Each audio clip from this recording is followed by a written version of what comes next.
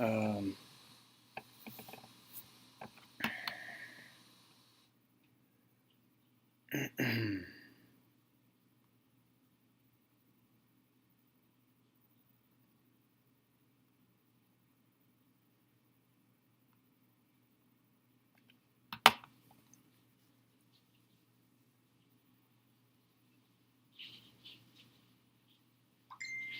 I wanted to comment on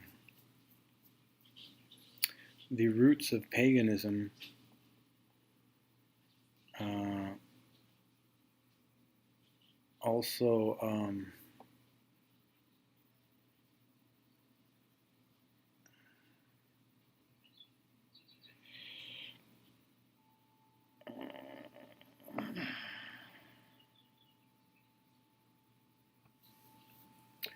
the roots of paganism are are in the white race.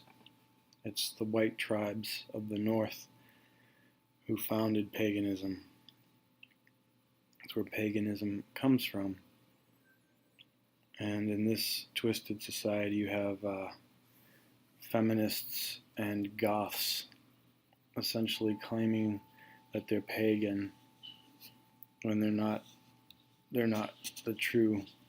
They're not. They're trendy, gothic, feminist, so-called witches that practice black magic, which is rooted in the desert religions of the Bible and of the Quran and of Torah and the Talmud and Judaism. Why is it that so many white people in this land worship desert religions that are for a people that are from the desert, not people that are from the forests? Even people that are from the jungle, who have dark skin, seem to worship this desert religion when they are from the jungles. We are from the forests. They are from the desert. And so the desert religions, which are Judaism, Islam, and Christianity, which includes all the sects under Christianity, including Roman Catholicism, which is really where Christianity comes from. Why is it that black people and white people and brown people and even yellow people and red people worship the desert religions? Even people who esteem the figure of Jesus, they seem to get tricked by thinking that he was a worshiper of the desert religion when he condemned the desert religion people. He condemned. He said they were children of Satan and they were liars from the beginning. That children of their father Satan, who was a murderer and a liar from the beginning. So in this land we have people, white, black, yellow, brown, and we've been tricked into worshiping a religion that has nothing to do with us. And my people, the white people, which would be considered my tribe, we've been tricked more than probably anyone else into slavery. Slavery of the mind, slavery of thought, bondage to this desert religion, to Zionist propaganda. We've been stripped of our culture, of our tribal heritage, our customs, our ways, and we've lost touch with our connection to the earth, to the trees, to nature, to the forests, to the land that we used to be connected with, and we had a beautiful relationship to. And now we live in what they call civilized land, civilization, which is nothing more than a society built upon desert religion, Zionist bankers, who we're not even sure if they are of the desert or if they're just the ones that created inhospitable places like deserts. Because even the people of the desert don't want the Zionists in their land, which is the desert. They want them out too.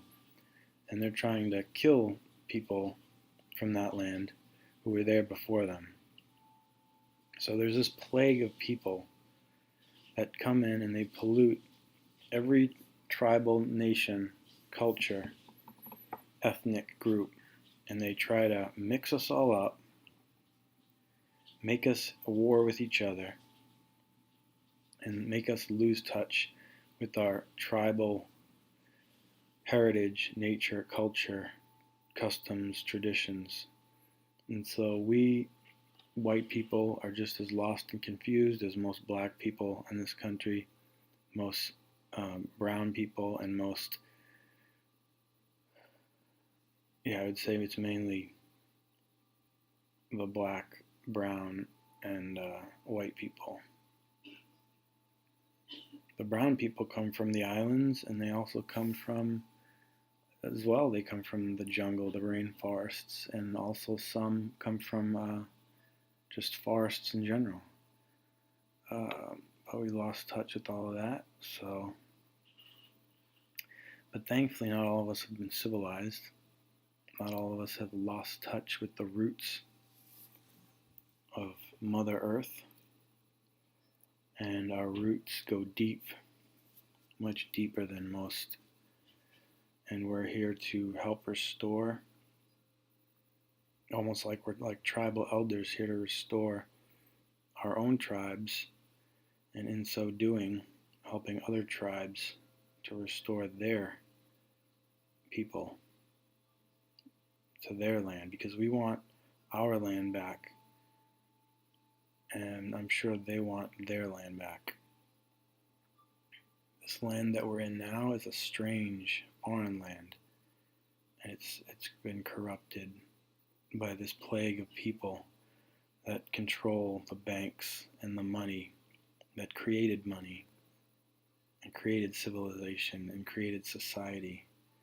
But thankfully, some of us are uncivilized, unsocial, and our tribal roots run deep.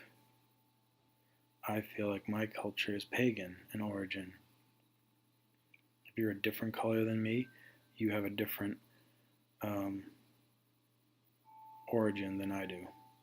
Because unlike they've lied to us and told us, we did not all come out of Africa. Some people did, others did not. The white man did not come out of Africa. The black man did. The Native American didn't come out of Africa. The Asian didn't come out of Africa. The Indian didn't come out of Africa. And the Latin American or Southern Middle American Indian did not come out of Africa.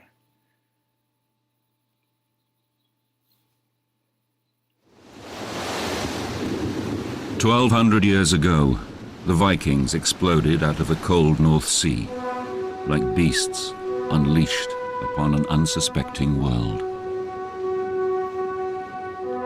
They came from the land of fjords, a land hard to farm and bitter clan rivalries, modern-day Scandinavia.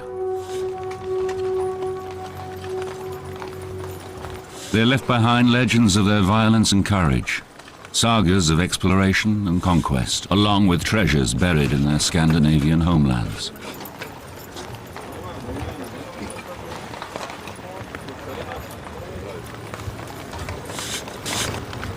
In 1880, Norwegian archaeologists made an extraordinary discovery, opening a window to the past and revealing for the first time how the Vikings truly lived and died.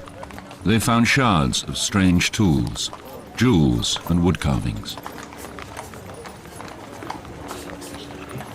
It was amazing. It transformed Vikings from a marauding culture of the north with supposedly horned helmets and swords descending on Europe into a people who had a civilization as complex and as artistic as any in Europe at the time.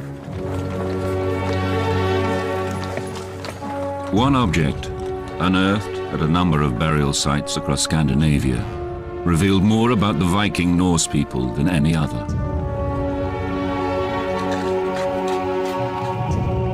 A grave ship, buried as a tomb and filled with the goods its owner needed for his voyage to the afterlife.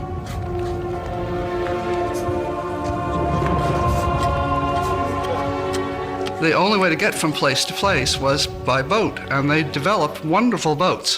When they first started excavating, they didn't believe that they actually sailed in these wonderful ships.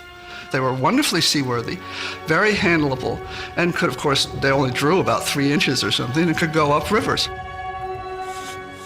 One of the wonderful things that the Vikings did oftentimes with their great personages was to bury them in their ships with all the implements, because they felt that they were then going death brought a journey.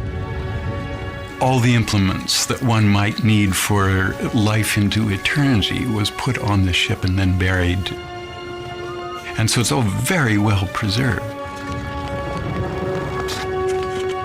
Who were these mysterious barbarians with their elaborate burials? And what drove them to dominate the Dark Ages?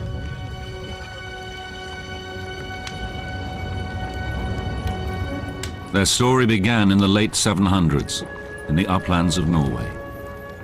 We do have some indications of what life was like before the Vikings took to the sea and began their raids. They tend to be a sedentary, agriculturally oriented people who were pretty much organized around villages or clans of some sort, probably familially oriented, although we're not exactly sure about that. But they tended to have chiefs who ruled these little groups and sometimes had war in between them. But the Viking life was very much one of survival.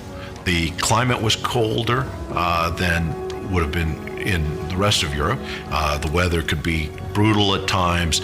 It was probably difficult to stay alive, and that's an important point to make.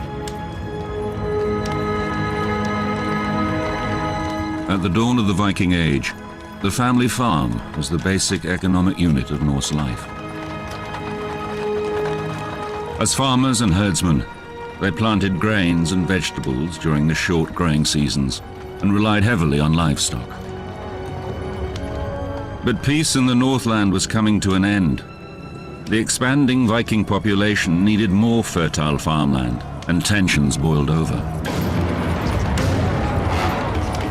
Inevitably, violence flared between the Viking clans. As the stronger attacked the weaker, raiders fell on farmers with axes, swords, and brutal violence. Land feuds erupted with utter lawlessness. Basically, a king was a man who had a big farm, and he had his bonders, his farmers, and his slaves. And whenever he felt like going and attacking somebody else, he just got all his guys together and went off and attacked them. The Vikings would run into the village, grab everything they could, take off again. So it's not terribly sophisticated, but very effective.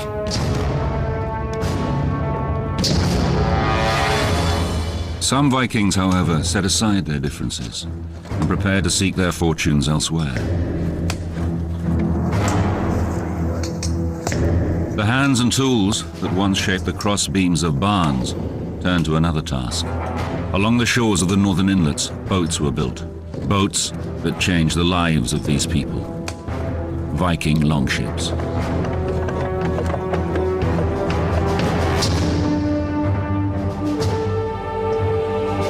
These extraordinary vessels, revolutionary in design, took history on a new course and launched an onslaught that dominated Europe and beyond for the next 3 centuries.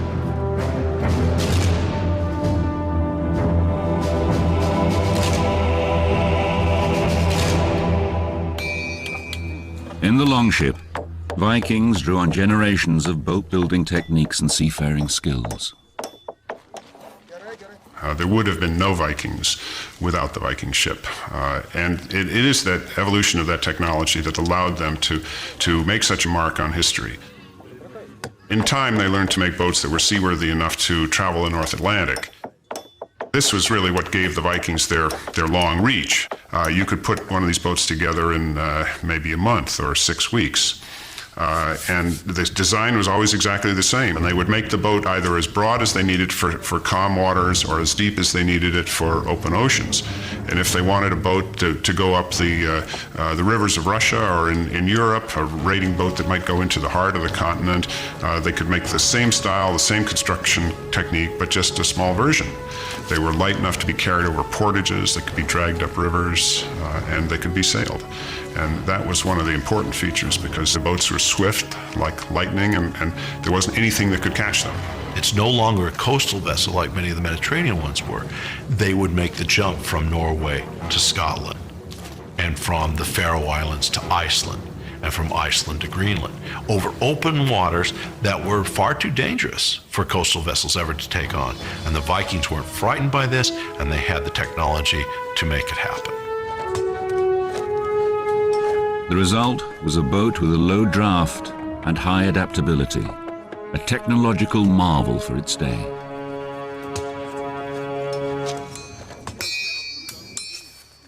No single king or central government led these people. Each Norse village acted independently. Each declared its own king. The Vikings banded together on this bold mission, leaving women and children behind and taking to the seas. They were after plunder, so they armed themselves accordingly. Among the first victims of their raiding were the monks of Lindisfarne, home to St. Cuthbert's Monastery in June 793. Lindisfarne was one of the holiest places in the British Isles, rich with piety and with more tangible treasures. These monks their bells are ringing, they're going to mass, and up out of the sea come these dragons. And the Vikings came on them just like a storm and cut them down, carried off everything, and burned the place. The monks were met by hell. And they described it often as if the devils from hell are being unleashed on them. The Vikings were warriors, there's no doubt, but they lived by intimidation, fear, and terrorism. They were raiders. They weren't soldiers. I think they were extremely fierce and extremely greedy and extremely skillful. I mean, we think of these people as being barbarians, but in fact, I think the order of battle, the way in which they moved on a target in a very disciplined military way. The Viking warrior was a very simple war machine. It was a big, brawny Scandinavian, often dressed in leather, hide, armor. Each person was equipped with very simple tools, a knife, a sword, and a battle axe. And reportedly, it was the battle axe that was the fiercest of these weapons because the Vikings had tremendous skill in throwing these axes to, lop off people's heads or incapacitate them. The monasteries along the coast particularly appealed to the Vikings because of their great accumulation of wealth and the passivity of the monks. The Anglo-Saxon Chronicle, begun in the late 800s, is the primary source of English history from the 5th to the 11th century. It records the terror wrought by the Viking invaders. The ravages of heathen men miserably destroyed God's church on Lindisfarne with plunder and slaughter. This attack on these monks and their treasures in 793 AD was an historical milestone, the first major Viking sea raid. But Lindisfarne and the other vulnerable monasteries along the coast of the British Isles were only the beginning. As the 8th century drew to a close, the Viking raiders set their sights on larger prizes. The major cities of Europe were about to feel the power and the fury of these Norsemen, and the bite of their steel. The Vikings left Scandinavia to plunder. The 793 AD attack on Lindisfarne sparked an inferno of Viking barbarism that threatened to consume all of Europe.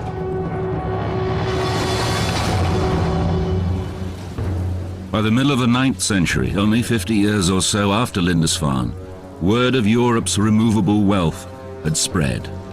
Norse families, villages, and whole communities banded together to build longships. They planned to improve their situation at the expense of those across the sea.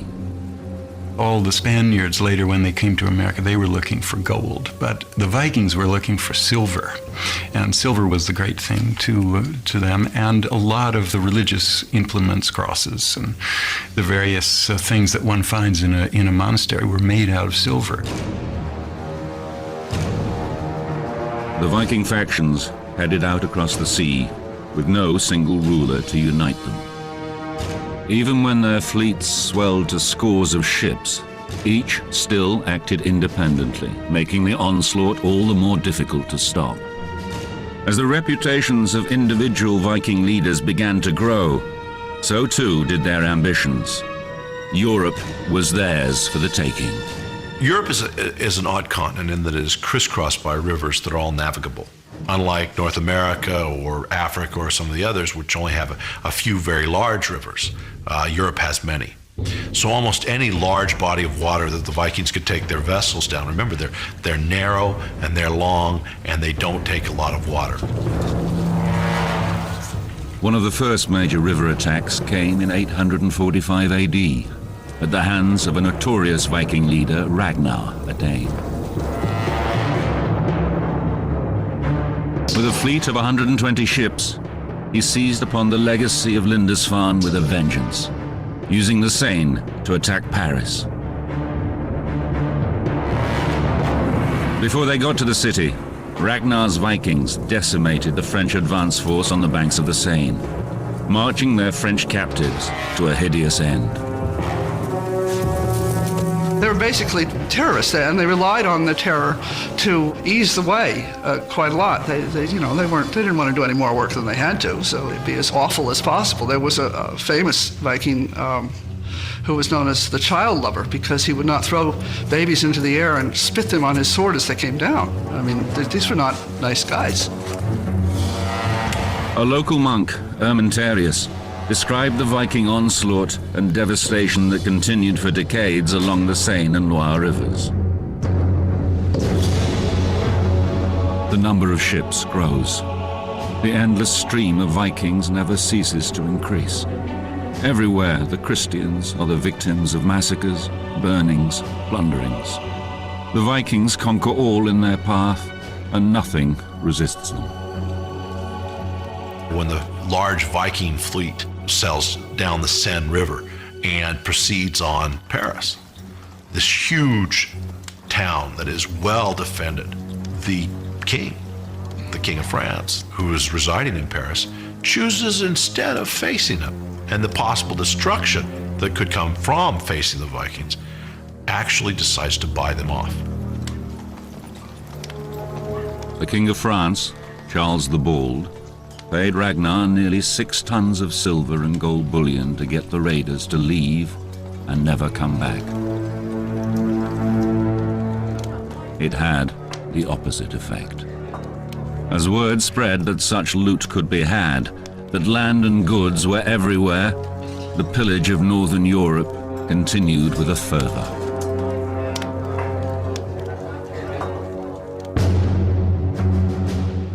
Between 790 and 1100 AD, Vikings followed every major river and water route into the heart of the continent. But for the Vikings, a new world awaited. Norwegians wrote perhaps the most colorful chapter in Viking history. As fearless explorers, they colonized Iceland and Greenland as they pushed further west. With this colonization came the story of 2 legendary Norwegian Vikings, Eric the Red and his son Leif Erikson. In the late 900s, Eric became the first to settle this unforgiving land.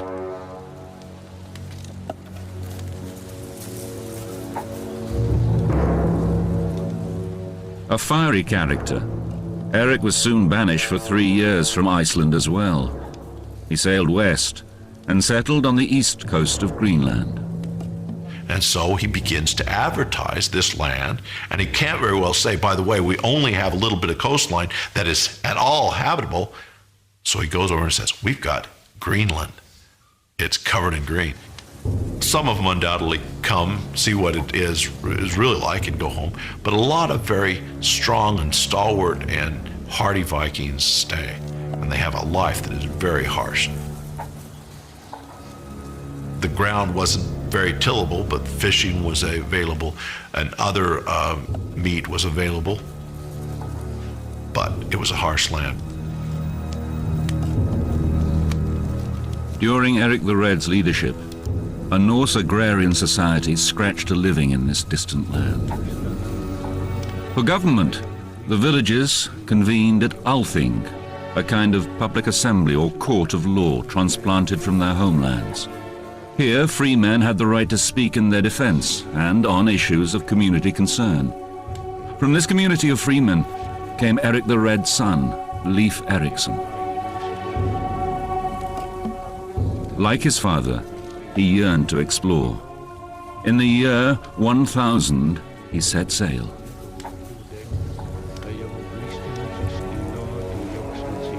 Leif Erikson follows a rumor. Another Viking before him has left an account that he was traveling to the west to go to the other colony in Greenland and gets blown off course. And by the time he has found his direction, he's off the coast of a very green and luscious land. Well, Greenland was not green, nor was it luscious.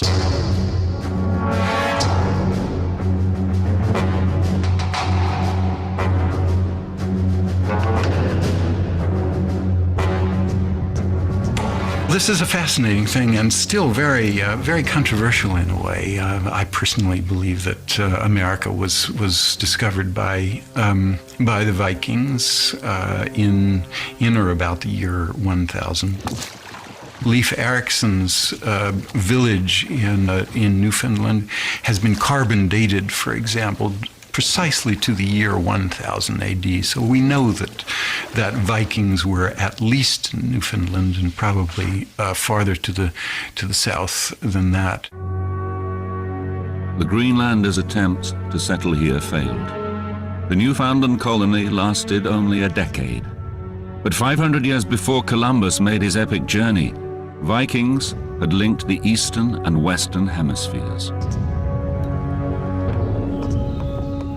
After wintering in Newfoundland, Leif Erikson returned to Greenland and introduced something new to the island settlers. With the same tools that built the longships, they built the rugged crosses of a new religion. They decided that they would convert. Leif Erikson went to Norway, where the king asked him specifically to take Christianity to Greenland and to Christianize Greenland colonies, which he dutifully did. As Viking influence spread, the wider world in turn shaped Viking culture. Their leaders saw Christianity as a means to unite the clans, and ultimately, to wield more control over them.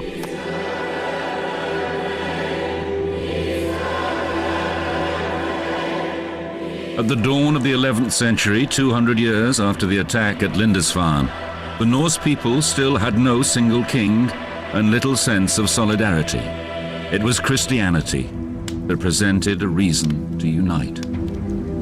But the Christian Vikings experienced resistance from their pagan tribesmen to give up their ancient gods. The kings began to go for Christianity because it helped them. It helped them consolidate power. And they began to impose it on these people. And there was a lot of struggle. The people didn't like it. They didn't want to give up their old ways. They were afraid of giving up their old ways.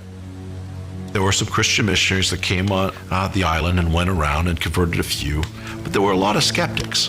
And at one certain occasion, they decided that they were going to go into a test against the pagan deities and the representative of pagan deities, which was known as a berserker, a man who was a little crazy, to put it nicely.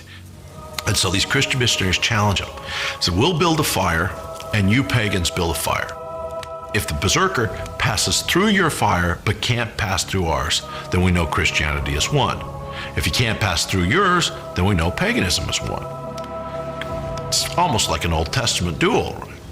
Well, the story says that the Viking berserker came in, passed easily over the fire that was made by the pagans, but could not penetrate the fire that was made by Christians. And thus everyone around saw that Christianity was the right religion and thus joined. Back in Norway, the great catalyst for Viking unity emerged in the destiny of one young boy. Harald Hardrada was the half-brother of Norway's King Olaf and his heir apparent. He was just 15 years old, fighting on the losing side of a Viking civil war. But Harald returned to extract his revenge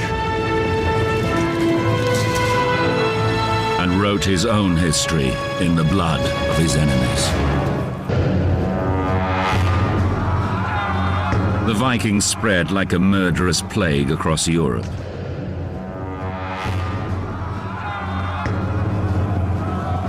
The first to fall were unarmed monasteries, but soon the invaders took terror deeper into the continent. Eventually, the Vikings turned upon themselves. Norway was locked in civil war. In 1030, the Battle of Stiklestad pitted forces loyal to current Danish ruler Knut the Great against Norwegian King Olaf.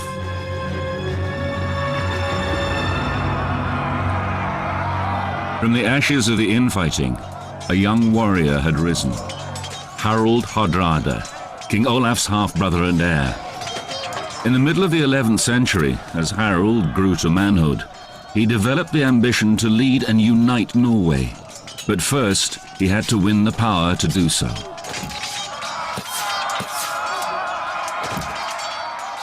Harald was an interesting character. He begins his Viking regime, if you will, when he's a young man. At 16, he's wounded in a battle that will eventually take his royal brother's life, and he is to flee. Harald Hardrada faced exile in the faraway northern lands. He headed to Sweden, and then eventually to Kiev, a thriving trading city in what is now the Ukraine. In 1031, he followed the route of the Swedish Vikings, who had established trading centers during the previous 2 centuries to access exotic eastern goods. The Swedes came as violent raiders, but stayed to become traders.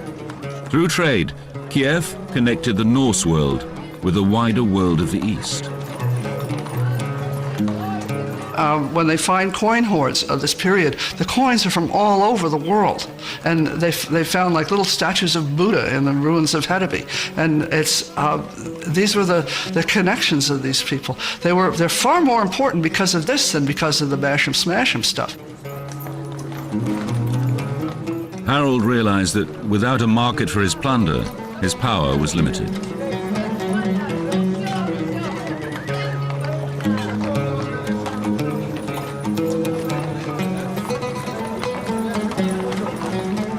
The Vikings had lived on trade for hundreds of years.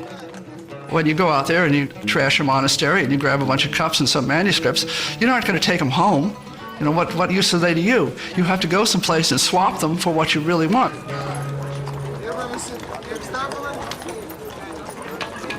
But material goods made up only part of the trading. The Vikings also dealt in men. As slave masters, they traded the men and women captured in their raiding parties. Women died in those days at an appalling rate in childbirth, so you had a constant resupply with women, and they would seize the girls and carry them off and undoubtedly rape them, and then take them to slave pens and sell them off. But despite Kiev's economic lessons, Harold had not come this far to seek his fortune in the marketplace. He must also assume the mantle of a warrior and learn the skills that would make him a king.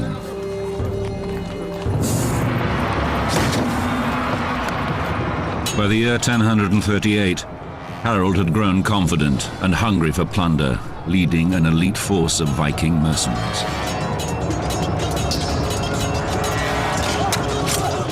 He fought on behalf of foreign rulers across the east, winning wealth and power as he prepared to return to Norway and seize the crown. In Sicily, Harold demonstrated his legendary resourcefulness.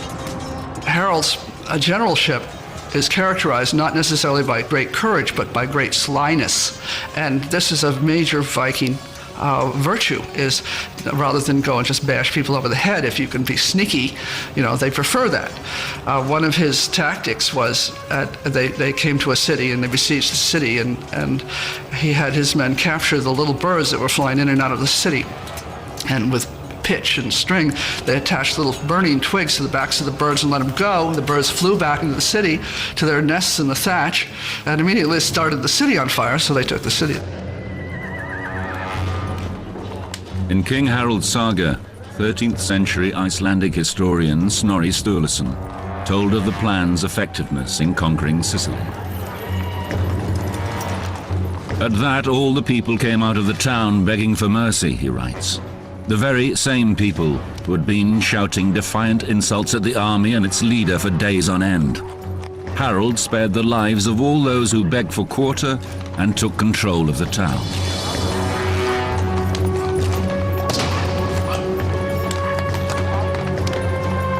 After nearly 15 years, the cunning Harold had amassed the reputation and wealth he needed to at last lay rightful claim to his fractured native lands.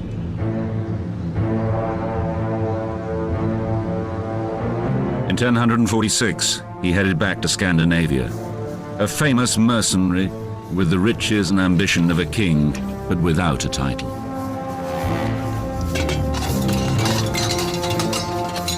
As next in the line for the throne of Norway, he was ready to stake his claim.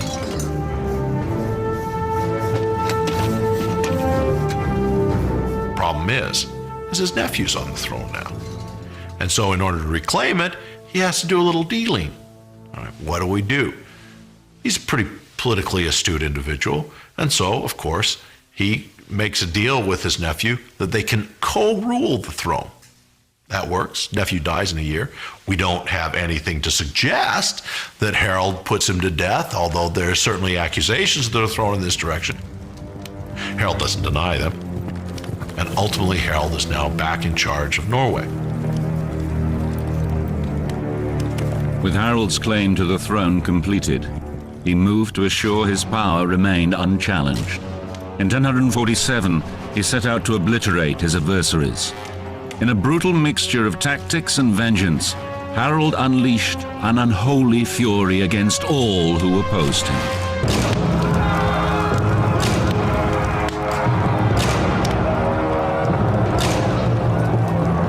In 1047 AD, after years of gaining power, Harald Hardrada became king of Norway. He ruled the Vikings through sheer force. Harold's men were merciless as they lay waste to the farms and villages of those who opposed him. Their message was simple: submit or die. Across the country, Harold's enemies paid the ultimate price for their disloyalty.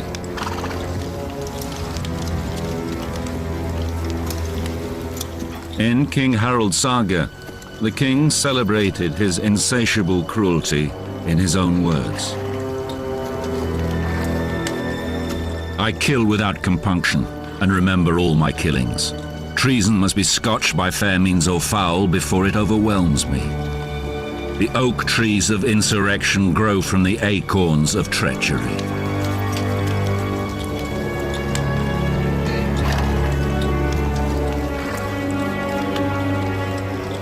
With the insurrection crushed, a celebration was in order. King Harold's faithful supporters filled his longhouse for a lavish celebration. If you had a lot of money, if you had lots of gold, you were a very big he in the Vikings because you gave it away to people. This was how they accumulated their armies. Well, you've got to feed these guys, and also you've got to be able to lay gold on them because that's what they want. You have to be able to hand them a gold ring when they do something wonderful, or give a Skald a gold cup or something. So you have to have a huge amount of treasure, and if you have a huge amount of treasure, then you become an important guy, and which is the whole point of Harold in going through these palace plunders, which was where you accumulated a lot of gold. The Viking lord was a man who attracted men to him by power of personality, and he had to have a reputation for victory, for getting out there, taking you someplace, getting you a big victory, and not getting you killed. So men accumulated at these halls, and they would have huge feasts, and everybody got lots of gold, and everybody drank lots of mead, and then every once in a while they'd all get together and take their swords and go off and kill somebody. But for the most part, it was this great Viking hall thing that was kind of the center of Viking life. In the Great Hall, Viking political deals were made, allegiances forged, and power wielded.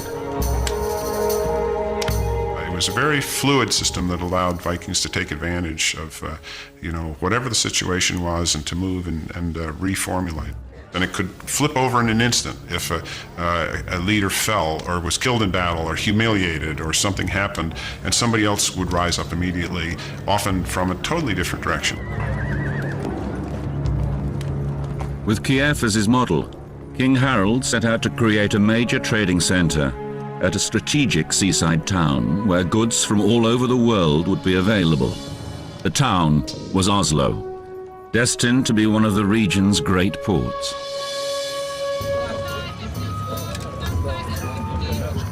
King Harold knew it was trade that would unite the Viking people and bring them the wealth and stability they desired. The markets of Oslo brimmed with goods from Viking farms, wheat and vegetables, furs and fabrics. Viking longboats brought back goods from all over the known world: spices, gold, textiles, precious stones, and slaves.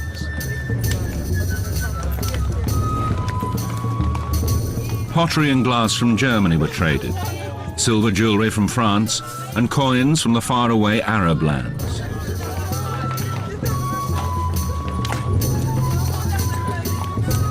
The Viking people became shrewd merchants as Oslo grew and prospered. The ordinary life of this trading community was revealed in the goods interred with them: gold, engraved weapons, jewelry, the ordinary wooden goods of the Vikings themselves. But the development of a major trade center only whet Harold's appetite for greater riches and control. Harold decides a bigger target is in order, and that target is England. And he gets on a boat, number of boats, of course. He's joined by the rebellious brother of the King of England, and off Harold Harthrothi goes. As he looked toward England in the future, Harold surely imagined his own empire stretching as far as his longboats could take him. The one-time refugee had gained astonishing power and political clout among his belligerent people. He had already conquered the toughest of his own Viking enemies. His actions were met with little resistance. England and all its wealth seemed within easy reach of his iron grasp. But awaiting Harold and his men was a tough and disciplined army, and a struggle greater than any he had faced. In late September 1066 AD, a rider bore dark, urgent news for the city of York. The Viking king Harald Hardrada was approaching. The English knew well his reputation for brutality. Only swift action and great courage could stop him.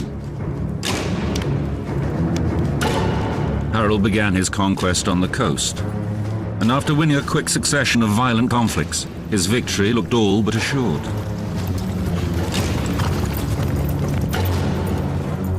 York seemed prepared to surrender.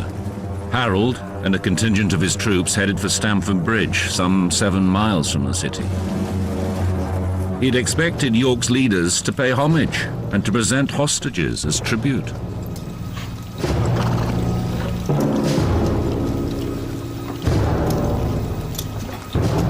In fact, Harold was so convinced that the north of England was already his, he had less than the full complement of his men with him. And they left behind their armor. But the English were not so casual. Their king, Harold Godwinson, marched his soldiers in double time through the forest to cut off the Viking army. The swordsmen wore chainmail, and the archers were well armed.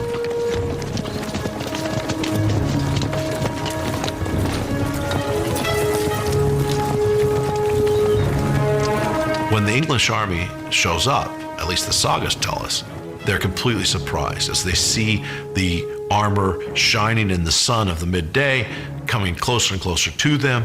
They don't know who it is. But as it gets closer and closer, they recognize who it is. According to King Harold's saga to the Vikings, it looked like a sheet of ice when the weapons glistened. A fateful decision took Harold. Rather than retreat and wait for the rest of his troops to arrive from the ships, he wanted to fight. At one point, the English pulled back. Harold sensed victory, and his forces broke formation. There's a story. One warrior stood on the bridge and held off all the English. These were tiny, tiny armies, but that's not unheard of in the Middle Ages, where battles with large numbers of armies are not that common. According to King Harold's saga, Harold rallied his men with these words: "Carry your head always high in battle, where swords seek to shatter the skulls of doomed warriors."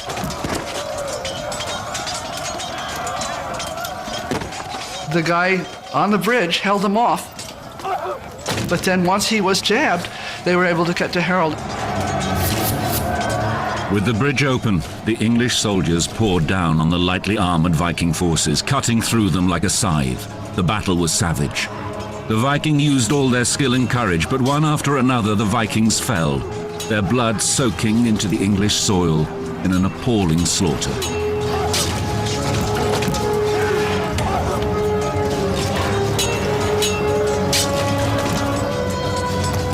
The Viking sagas recount the struggle. The fight-sharp leader's heart wavered not. The strong king showed all the greatest courage in the thunder of the fight. His bloody sword wounded the enemy to death. In the midst of the battle, an arrow, well aimed or guided by fate, lodged in the throat of Harold Hardrada. Harold's reinforcements arrived late in the day, too late. Outnumbered and outmaneuvered, the Vikings faced an almost total rout. By nightfall, the Viking defeat was absolute. Harold Hardrada arrived in England in September 1066 with thousands of soldiers and the grandest ambition, but found only ruin and death. Harold Hardrada had 270 ships to bring over his army from Norway, and only 30 returned. In the decades following, the Vikings continued their sporadic attacks, but none reached as far or came so close to empire as Harold at his last stand. In a matter of weeks, a new era of European history took hold. By the time of Harold's death in 1066, Viking influence had spread deep roots throughout world culture, trade, and history, and sowed the seeds of Viking downfall, assimilation, their absorption into the lands they colonized, and the spreading, unifying force of Christianity brought about their end as much as any single defeat in battle. Essentially, Europe's history changes. Russia is now Russia, land of the Vikings. The Rus were Vikings. Normandy is now land of the Normans. The Normans were Vikings. Ultimately, the Normans would conquer England. And so their legacy is extensive in the history of Europe. As warriors, as settlers, as explorers and traders, Vikings were agents of an extraordinary social and political change, spurring global economic growth and the fortification of Europe, along with the development of national identities, advances in shipbuilding and navigation. Their brutal raids gave Vikings an enduring reputation as barbarians, but in their quest for opportunity, for riches and control, the Vikings didn't destroy Western civilization. They enriched it.